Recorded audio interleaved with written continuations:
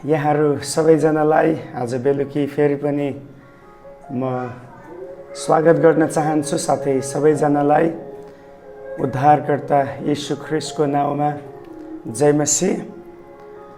परमेश्वरलाई धन्यवाद भएको होस्, उहाँले हामीलाई फेरि आज यसरी यो क्लास सुरु गर्नको लागि यो मौका हामीलाई दिनुभएको छ। हामी आउनुहोस् आजको यो क्लासलाई अगाडि बढ्नुभन्दा अगाडि हामी प्रार्थना सहित हामी प्रभुको अगुवाई मागेर यो सर्वेलाई बाइबल सर्वेलाई हामी अगाडि बढाउनेछौँ। आउनुहोस् हामी प्रार्थना गरौँ। जीवित परमेश्वर, हामी तपाईको उपस्थितिमा आउँदछौँ। तपाईले हामीलाई प्रभु दिन प्रतिदिन आफ्नो वचनद्वारा आफ्नो रहस्य कुराहरू हामीलाई प्रकट गर्नुहुन्छ। विशेष गरी प्रभु बितेका दिनहरूमा जति कुराहरू तपाईले हामीलाई प्रकट गर्नुभयो, तपाईको वचनले भन्दछ प्रकट गरिएका कुराहरू हाम्रो भलाइ र आशिषका निम्ति हुन् र ती पालना गर्नको निम्ति हुन्। अनि जे प्रकट भएका छैनन् त्यो पनि तपाईँ परमेश्वरको हातमा छ। प्रभु तपाईले सहायता गर्नुहोस् ताकि आउने दिनमा अझ हामी प्रभु तपाईबाट केही नयाँ कुराहरू पाउन सकौँ, केही नयाँ कुराहरू सिक्न सकौँ। तपाईको हातमा राख्दछौँ। हामीलाई अझ तपाईले परिपक्वतामा प्रभु बढाउनुहोस्। हाम्रो आत्मिक जीवनको क्षेत्रहरूलाई अझ तपाईले मजबुत बनाउनुहोस् ताकि हामी जहाँ जहाँ कमजोर छौँ त्यहाँ हामी उठ्न सकौँ। तपाईको वचनले हामीलाई निर्माण गर्दछ, तपाईको वचनले हामीलाई परिपक्व बनाउँदछ। धन्यवाद दिन्छौँ प्रभु, हाम्रो प्रार्थना सुन्नुभयो। यो क्लासको सुरुदेखि आखिरीसम्म तपाईँ पवित्र आत्मा स्वयं भइकन अगुवाई गर्नुहोस्। तपाईको महिमा हाम्रो बीचमा भएको होस्, येशू प्रभुको नाउँमा, आमेन आमेन। प्रभुलाई महिमा भएको होस्। हामीले पेन्टाटुकमा लगभग लेवीको पुस्तकलाई सकिसकेका छौँ। उत्पत्तिको पुस्तक हामीले सुरुमा हेऱ्यौँ, त्यसपछि हामीले अय्युबको पुस्तकलाई हेऱ्यौँ। किनभने अय्युब चाहिँ उत्पत्तिको पुस्तक सँगसँगै भनौँ अब्राहम सँगसँगैको एउटा समयकालमा बाँचेको व्यक्ति भनेर हामीले त्यसलाई प्रमाण गरेका थियौँ। अनि त्यसै गरी हामीले प्रस्थानको पुस्तकमा हेऱ्यौँ, लेवीको पुस्तकमा हेऱ्यौँ कसरी परमेश्वरले आफ्नो चुनिएका प्रजालाई उहाँले पवित्रताको जीवन बाँध्नको निम्ति, पवित्रताको जीवनलाई कायम राख्नको निम्ति जुन व्यवस्था र नियमहरू, बलिदानहरू, विभिन्न नियमहरू दिनुभयो, त्यो कुराहरूलाई पनि हामीले हेऱ्यौँ। आज हामी अर्को एउटा पुस्तकमा अगाडि बढ्नेछौँ। त्यो चाहिँ हो गन्तीको पुस्तक। हामी गन्तीको पुस्तकलाई आज हेर्नेछौँ। हामी सबैलाई थाहा छ गन्तीको पुस्तक भन्ने बित्तिकै अङ्ग्रेजीमा नम्बर्स भनिएको छ। अनि यो पुस्तकको नाम चाहिँ किन गन्ती राखियो भन्दाखेरि हामीले बुझ्दाखेरि चाहिँ यही हो। यो पुस्तकमा करिब 2 पटकसम्म इस्राएलीहरूको जो मिश्र देशबाट आएका इस्राएली प्रजाहरू थिए, उनीहरूको यस पुस्तकमा 2 पटकसम्म गन्ती गरिएको छ। यानि कि उनीहरूको पपुलेसन, टोटल पपुलेसन जति छ त्यसलाई काउन्ट गरिएको हामी पाउँदछौँ। एउटा पद म तपाईँहरूको बिचमा पढ्नेछु अनि त्यसले हामीलाई स्पष्ट पार्नेछ कि यो पुस्तकको नाम किन गन्ती राखियो। विशेष गरी यहाँ चाहिँ 2 पटक गणना लिएको छ। एउटा चाहिँ 2 अध्यायको 32 पद, गन्ती 2 अध्यायको 32 पद हामी पढ्नेछौँ। म यसलाई पढ्नेछु। 2 को 32 मा यसरी लेखिएको छ, इस्राएलीहरूका आफ्ना परिवार अनुसार गनिएका यिनै हुन्। आफ्ना दल अनुसार छाउनी छाउनीमा गनिएकाहरू जम्मा 6,03,550 छन्। अब गन्ती 2 को 32 पद अनुसार पहिलो पटक जब इस्राएलीहरूको गणना लिएको थियो, त्यो गणनामा चाहिँ 6,03,550 सङ्ख्या निक्लिएको थियो। अब त्यो पनि हामीलाई थाहा छ 20 वर्षभन्दा माथिका पुरुष प्रजाहरूको मात्रै त्यो ठाउँमा सङ्ख्या गनिएको थियो, जो चाहिँ 6,03,550 550 पुगेको हामी पाउँदछौँ। अब त्यसै गरी गन्ती 26 अध्यायको 51 पदमा दोस्रो पटक इस्राएलीहरूको गणना लिएको छ, दोस्रो पटक। अनि यहाँ म पढ्नेछु 26 अध्यायको 51 पदमा, गन्ती 26 को 51। इस्राएलीहरूका पुरुषहरूको जम्मा सङ्ख्या 6,01,730 थियो भनेपछि अब यहाँ चाहिँ इस्राएलीहरूको सङ्ख्या चाहिँ घटेको छ। अब अघि चाहिँ 6,03,550 बताइएको थियो पहिलो जनगणना लिँदाखेरि, अनि यहाँ चाहिँ दोस्रो जनगणना लिँदाखेरि चाहिँ इस्राएलीहरूको सङ्ख्या 6,01,730 बताइएको छ। अब किन यहाँ जनसङ्ख्या घटेको छ, अब म तपाईँलाई बुझाउन चाहन्छु। वास्तवमा जुन पहिलो जनसङ्ख्या लिएको थियो त्यो जनसङ्ख्या चाहिँ कुल इस्राएलीहरू जो मिश्र देशबाट प्रस्थान गरेर प्रतिज्ञाको भूमितर्फ बढ्दै थिए उनीहरूको बारेमा जनसङ्ख्या लिएको थियो। तर अहिले चाहिँ यहाँ जुन जनसङ्ख्या लिएको छ यो चाहिँ लगभग 40 वर्षको अन्तमा लिएको मानिन्छ। भनाइको अर्थ जब इस्राएलीहरू मरुभूमिमा यात्रा गर्दै थिए उनीहरूले 40 वर्षसम्म लगाएर उनीहरूले आफ्नो यात्रालाई अगाडि बढाउँदै थिए। अनि यो 40 वर्षको क्रममा परमेश्वरले जो इस्राएलीहरू मिश्रबाट निक्लेर आएको पहिलो पुस्ता थियो उनीहरू सबैलाई प्रभुले उजाड भूमिमा नाश पार्नुभयो।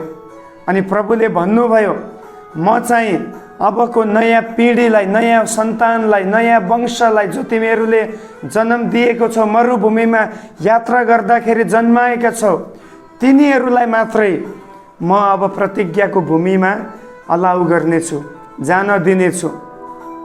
अनि यो ड्युरिङ 40 इयर्समा 40 वर्षको समयकालमा जुन नयाँ प्रजा तयार भएको छ, नयाँ जेनेरेसन तयार भएको छ, तिनीहरूको सङ्ख्या चाहिँ यहाँ दुबारा 26 अध्यायमा लिएको छ।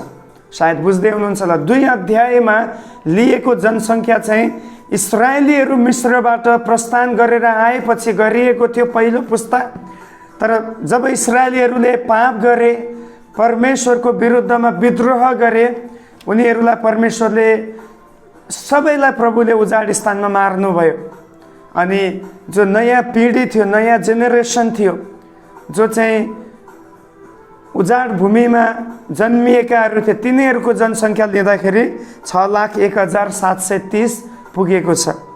अब 6,03,550 मा 6,01,730 हामीले हिसाब गर्दाखेरि त्यहाँ चाहिँ लगभग 1,820 जना मानिसहरू कमी भएको छ।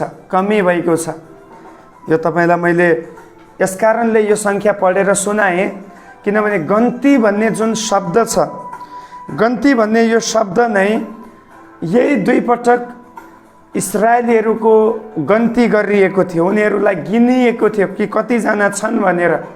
त्यसको आधारमा नै यो पुस्तकको नाम चाहिँ गन्ती हुन आएको छ। अनि गन्तीको पुस्तकमा भएको मूल विषयवस्तु या गन्तीको पुस्तकलाई एउटा शब्दमा हामीले भन्नुपर्दा चाहिँ हिब्रू भाषामा गन्तीको पुस्तकलाई चलाइएको शब्द हो बमिदवार। बमिदवार भन्ने शब्द हिब्रू भाषामा जो मूल भाषामा यो लेखिएको थियो, बमिदवार भन्ने शब्द चलाइएको छ गन्तीको लागि। अनि त्यसको अर्थ हुन्छ त्यो हो मरुभूमिमा भन्ने अर्थ हुन्छ, इन डेसर्ट, मरुभूमिमा।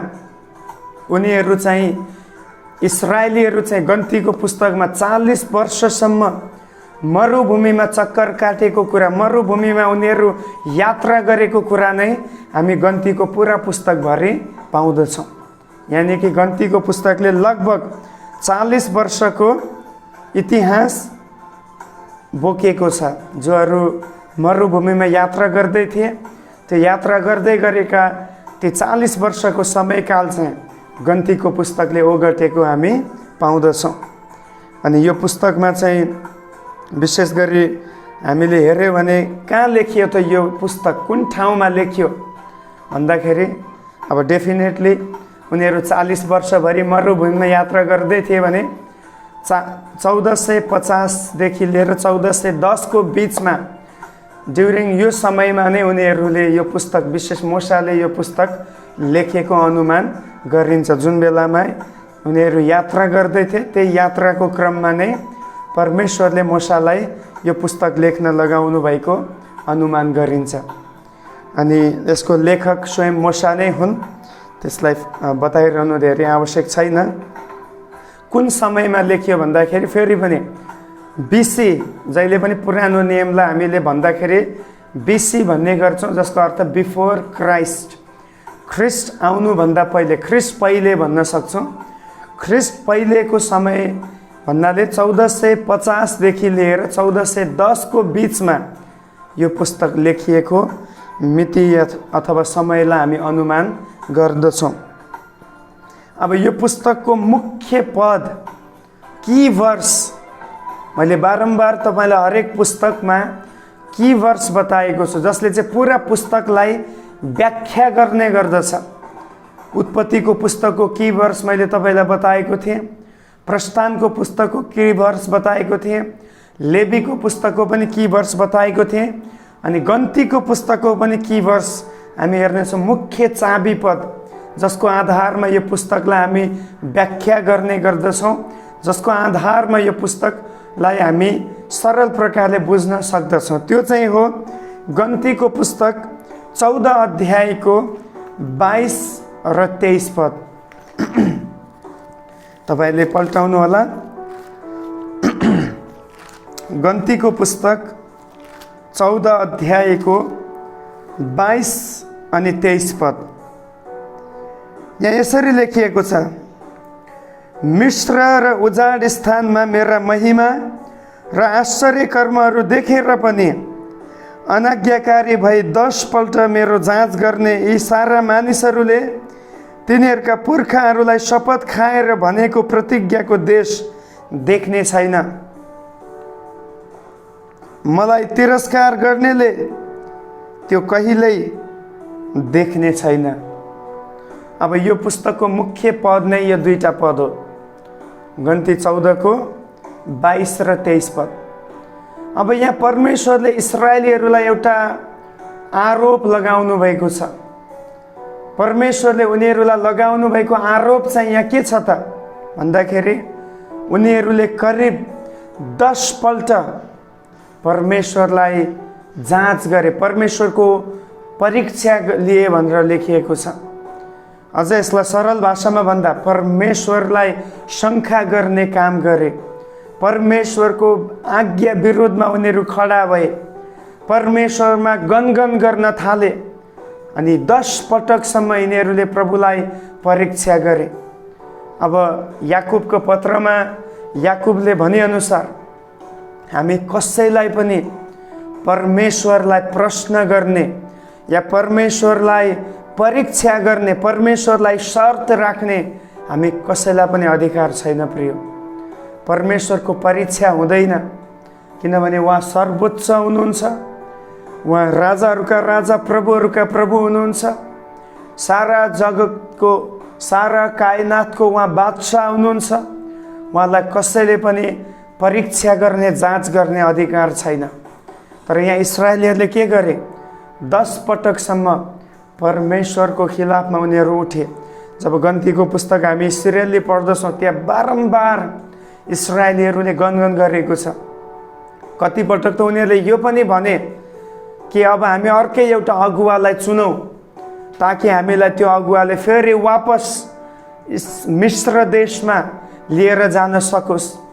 हेर्नुहोस् इस्राएलीहरूको स्वभाव कस्तो छ, उनीहरू कति स्वार्थी छन्, उनीहरू कति मतलबी छन्।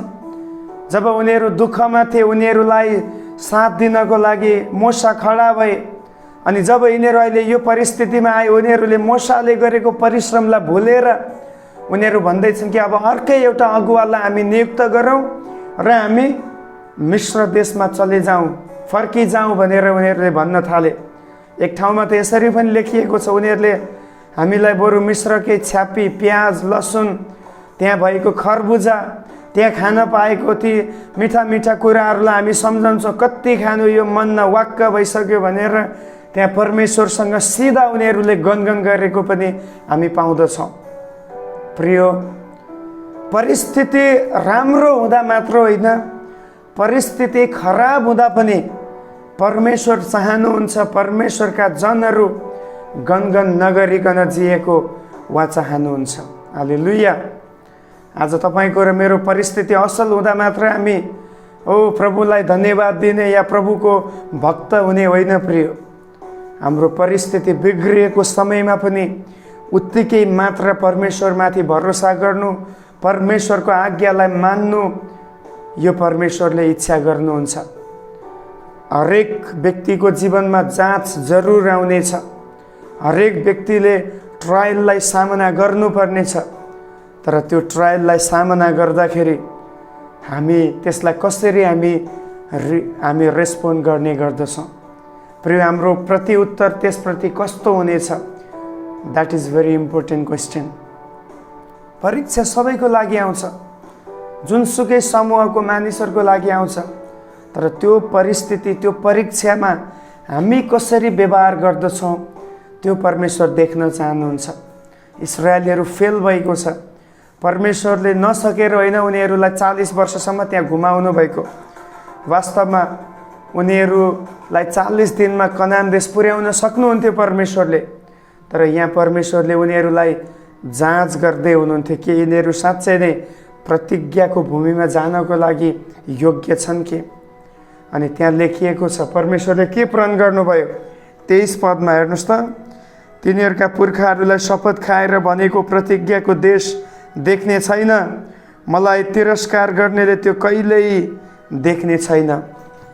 प्रभुले प्रण गर्नुभयो कि अब चाहिँ इस्राएलीहरूले त्यो भूमिलाई देख्न पाउने छैन। कारण किन?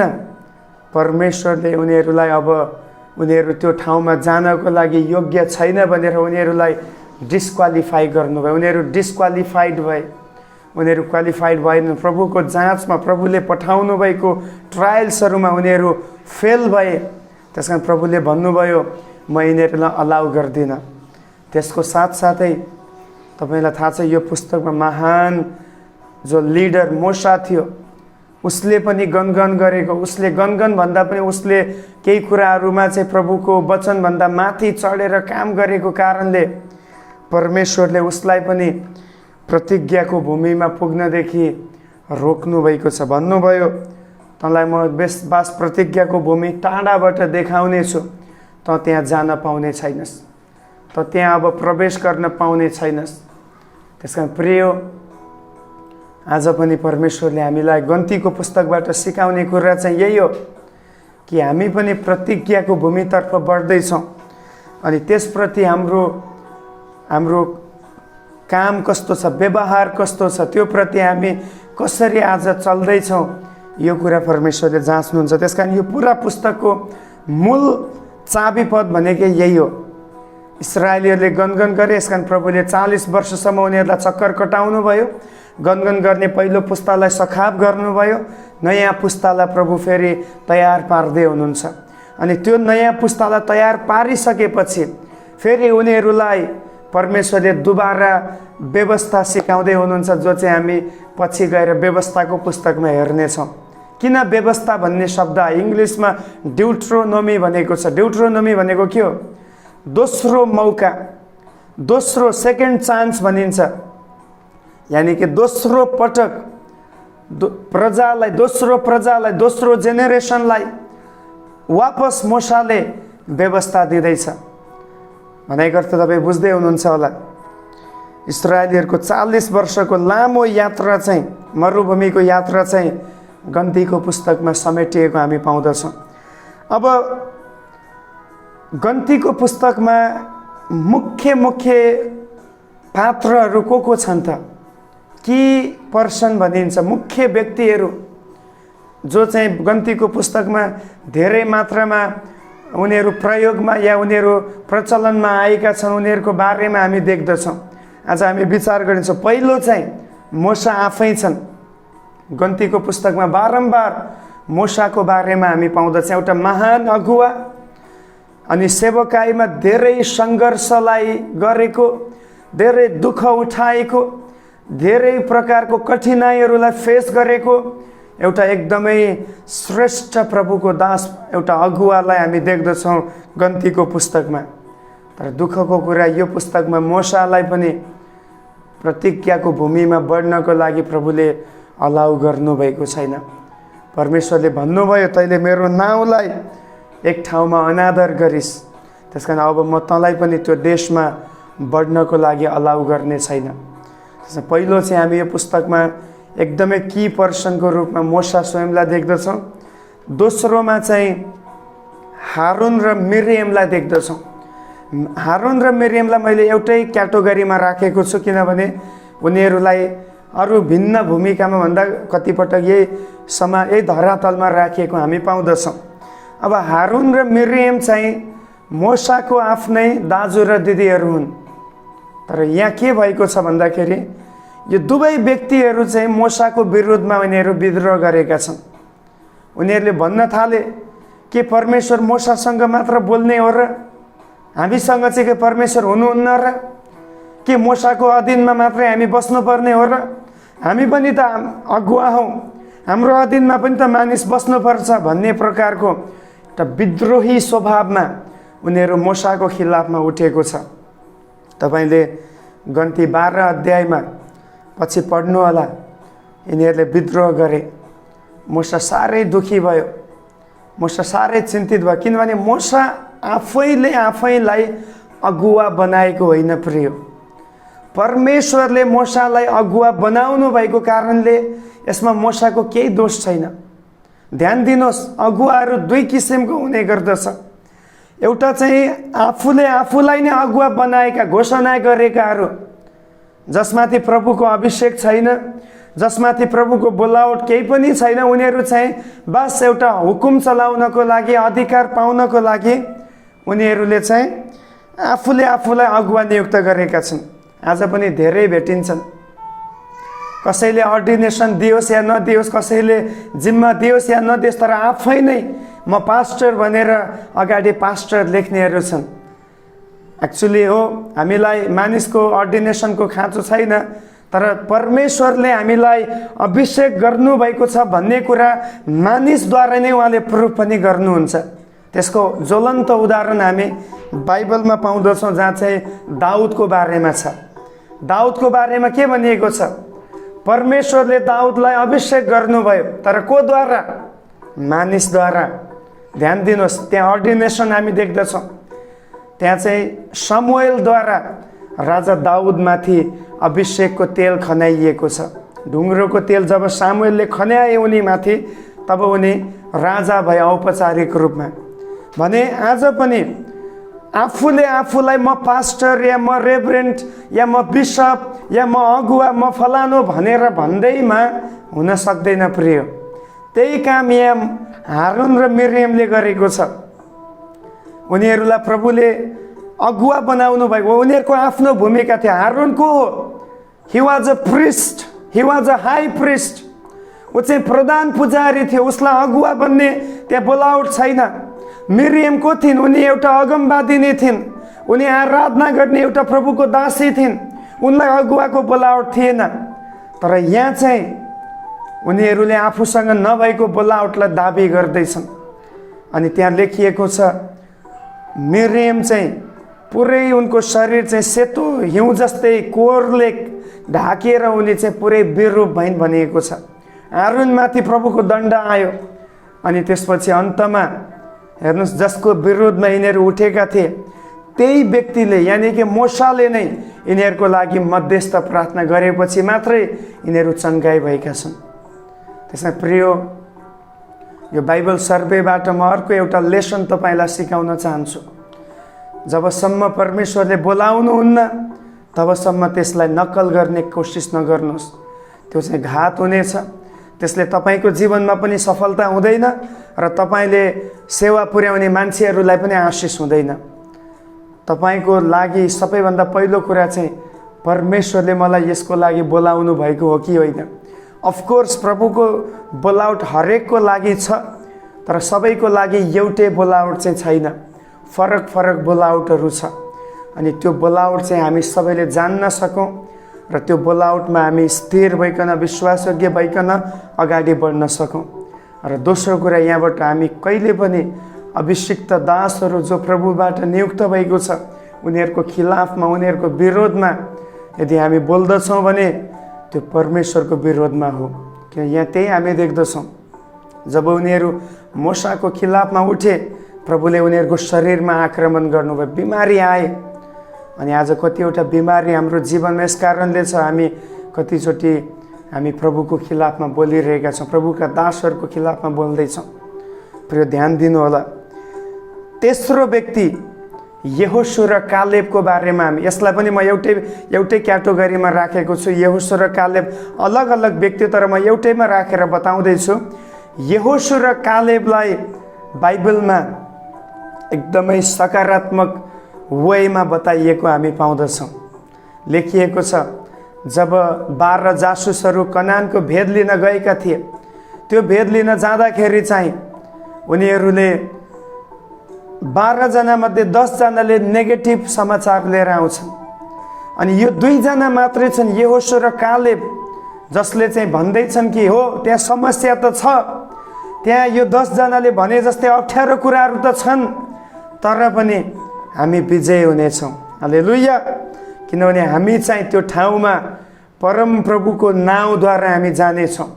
हामी सर्वशक्तिमानको नाउँ लिएर त्यो ठाउँमा युद्ध गर्न जानेछौँ र हामी विजय हुनेछौँ भनेर उनीहरूले मानिसहरूलाई उत्साह दिए।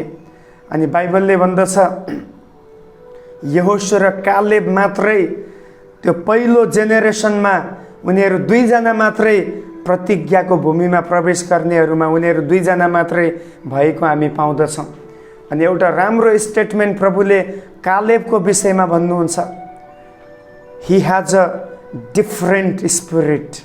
Hallelujah. My servant Caleb has a different spirit. मेरो दास कालेब माथि फरक आत्मा छ। Wow, hallelujah, what a statement spoken by God. प्रिय, आज परमेश्वर तपाईको र मेरो विषयमा कस्तो गवाई दिँदै हुनुहुन्छ। हुन पाओस् हामी पनि यहोशू र कालेबको आत्मामा, सकारात्मक सोचमा परिस्थितिहरूलाई विजय गर्न सक्ने त्यो सोचमा, त्यो भरोसामा हामी अगाडि बढ्न सकेका हौँ। We have a God. परमेश्वर हाम्रो साथमा हुनुहुन्छ अनि उहाँ चाहिँ सामर्थ्य हुनुहुन्छ। उहाँले हाम्रो अगाडि भएको हरेक नेगेटिभ परिस्थितिहरूलाई बदल्न सक्नुहुन्छ। जुन कुरा मानिसको लागि असम्भव छ परमेश्वरको लागि सम्भव छ। हालेलुया। त्यसकारण हामी त्यो चाहिँ 14 अध्याय, कन्ती 14 अध्यायको 24 पदमा पाउँदछौँ। परमेश्वरले यहोशू र कालेबको विषयमा भन्दै हुनुहुन्छ, यिनीहरू मात्रै प्रतिज्ञाको भूमिमा जान पाउनेछन् पहिलो पुस्ताबाट। अनि त्यसपछि चौथो क्याटेगोरीमा भएका व्यक्तिहरू छन्। 4वटा व्यक्तिहरूको नाम म भन्दैछु, तपाईँ लेख्नु होला। कोरह, दातान, अभिराम र ओन। कोरह, दातान, अभिराम र ओन, यी 4 जना व्यक्तिहरूलाई पनि नकारात्मक काम गर्ने अथवा नकारात्मक अवस्थामा उनीहरूलाई बताइएको हामी पाउँदछौँ। उनीहरूले पनि मूसाको खिलाफमा, हारूनको खिलाफमा यिनीहरू उठेका थिए। यिनीहरूले पनि मूसाको लिडरसिपलाई स्वीकार नगरेको हामी पाउँदछौँ। अलग्गै धुपौरो लिएर यिनीहरू परमेश्वरको अगाडि धुप बाल्न गएको कुराहरू छ। अनि अन्तमा लेखेको छ, परमेश्वरको क्रोध उनीहरूमाथि दन्क्यो अनि धरती फाट्यो र यिनीहरू जिउँदै त्यो धरतीभित्र पुरिए। धरतीले यिनीहरूलाई जिउँदै निल्यो भनेर लेखिएको छ। कारण चाहिँ परमेश्वरको अभिषिक्त दासहरूको विरोधमा यिनीहरू पनि खडा भएको थिए। 16 अध्याय, गन्ती 16 अध्यायमा यो घटना हामी पाउँदछौँ। म तपाईँलाई यो भन्दै छैन कि अब प्रभुको दासले गल्ती गर्यो भने त्यसलाई नबोल्ने भन्ने कुरा पनि भन्न खोजेको। यदि प्रभुको दासले गल्ती गर्यो भने त्यो त देखाउनुपर्छ, गल्ती त हामीले बताउनुपर्छ। तर आज तपाईँलाई थाहा छ म कुन अर्थमा बोल्दैछु। धेरै पटक चाहिँ मानिसहरू बेअर्थमा, बिना प्रुफमा, बिना कुनै त्यसको एभिडेन्स बिना नै परमेश्वरको दासहरूलाई गिराउनको निम्ति, विरोध गर्नको निम्ति, खसाल्नको निम्ति, त्यो स्थानलाई प्राप्त गर्नको निम्ति विभिन्न रणनीतिहरू बनाउने गर्छ। त्यो कुरा म गर्दैछु, त्यो चाहिँ प्रभुको नजरमा अत्यन्तै घिनलाग्दो कुरा हो। त्यो चाहिँ अत्यन्तै विद्रोही पाप हो। यदि कसैले गल्ती गर्छ भने जरुर हामीले देखाउनुपर्छ त्यो गल्तीलाई, तर जहाँ गल्ती छैन, प्रुफ छैन, एभिडेन्स छैन, त्यो बोल्न मिल्दैन प्रिय। त्यसकारण पावलले तिमोथीको पत्रमा भन्दछ, अभिषिक्त दासको विरुद्धमा 2 वा त्योभन्दा बढी गवाही छ भने मात्रै त्यसको साबित हुन्छ। एकजनाले मात्र बोलेको कुराको पनि त्यसको भर हुँदैन, त्यसको आधारमा नगर्नु भनेर पावलले हुन्छ। किनकि एकजनाले मात्र बोलेको कुरा सायद उसले झुटो पनि बोलेको हुनसक्छ। त्यसकारण 2 वा त्योभन्दा बढी समूहले देखेको छ, केही गल्ती गरेको पाएको छ भने मात्र त्यसको आधारमा प्रभुको दासहरूको विषयमा कुरा गर्नु भनेर पावलले पनि बताएको छ। त्यसकारण कोरह, दातन, अबिराम र ओवनको एउटा नकारात्मक भूमिका हामी त्यहाँ देख्दछौँ, जो अरूलाई जिउँदै धरतीले निलेको छ। 5औं व्यक्ति छ, अथवा 5औं स्थानमा भएको व्यक्तिको नाम हो बालाक। मोआबको राजा थियो बालाक भन्ने। अनि उसको बारेमा हामी देख्छौँ, उसले चाहिँ इस्राएलीहरूको सङ्ख्यालाई देख्दाखेरि ऊ डराएको छ, आत्तिएको छ। अनि ऊ चाहिँ आफूलाई इन्सेक्योर फिल गरेर, असुरक्षित महसुस गरेर उसले चाहिँ एउटा अगमवक्तालाई बोलाइ पठाउँदछ, बालामलाई बोलाइ पठाउँदछ, ताकि इस्राएलीहरूलाई श्राप दिन सकियोस्, श्रापको वचन बोलेर उनीहरूलाई कमजोर पार्न सकियोस् भन्ने उद्देश्यले यो बालाकले बालामलाई बोलाएको छ। त्यसमा 5औं व्यक्ति हो, की पर्सन हो गन्तीको पुस्तकमा बालाक। अनि आखिरीमा 6औं व्यक्ति यो भनेर म आजको क्लासलाई यहीँ राख्न चाहन्छु। 6औं व्यक्तिको नाम छ बालाम। अघि बालाकले बोलाएको अगमवक्ता बालाम। बालाम एउटा परमेश्वरको अभिषिक्त दास थियो। परमेश्वरले उसलाई वचन बोल्नको निम्ति धेरै वर्षदेखि चलाउनु भएको अगमवक्ता थियो। तर यहाँ चाहिँ के भएको छ भन्दाखेरि बालामले आफ्नो बोलावटलाई रुपियाँ पैसासँग उसले साटेको छ प्रिय। बहुत खतरनाक यहाँ हामी देख्दछौँ, जो चाहिँ अहिलेको पास्टर अगुवाहरूको जीवनसँग पनि सम्बन्धित कुरा बालामले देखाउँदछ। बालाम प्रभुको दास त हो, प्रभु उसँग बोल्नु भएको त हो, तर अन्तिममा के भयो?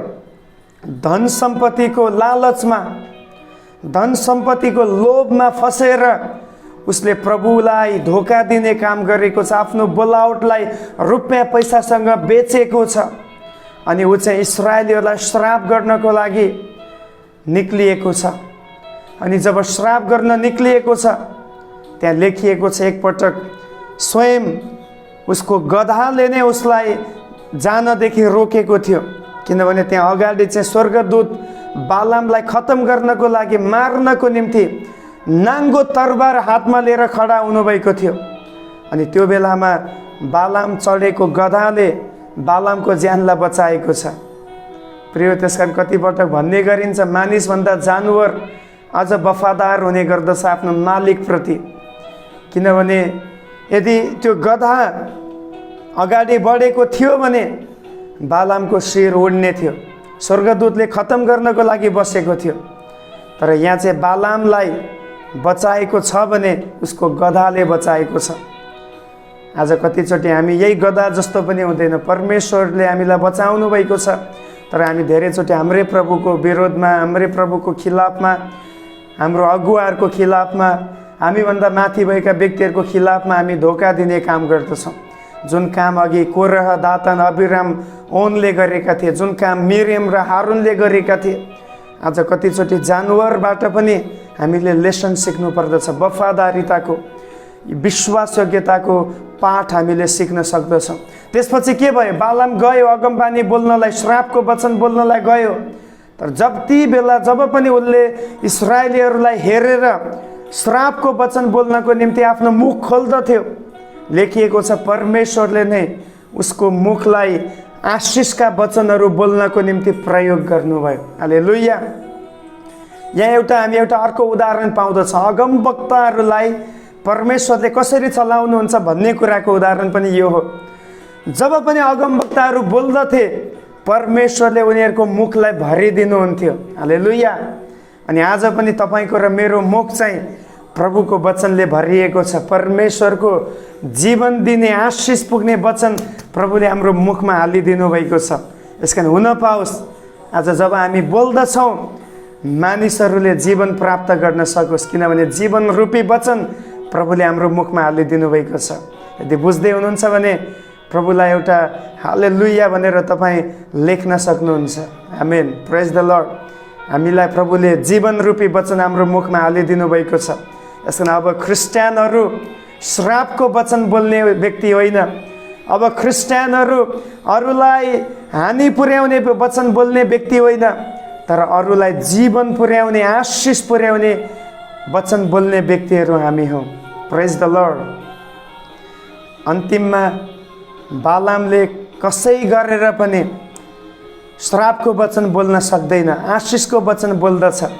अनि उसले भन्दछ इस्राएलीहरूको विरुद्धमा लाग्ने कुनै टुनामुना नै छैन। कुनै प्रकारको श्रापले, म्याजिकले, जादुले, जोखनाले इस्राएलीहरूलाई छुनेवाला छैन, किनभने यो चाहिँ याकुबको वंश हो। प्रेज द लर्ड। यही वचन भनेर म आज अन्तिम गर्न चाहन्छु। हाम्रो विरोधमा कुनै पनि शक्तिले हामीलाई छुन पाउने छैन। हाम्रो विरोधमा कुनै पनि हतियार सफल हुन पाउने छैन, किनभने हामी ख्रिस्टको रगतद्वारा कभर गरिएका छौँ। We are safe and sound in the blood of Jesus. प्रभुले हामी सबैलाई यो क्लासमा आशिष दिनुभएको होस्। जय मसीह।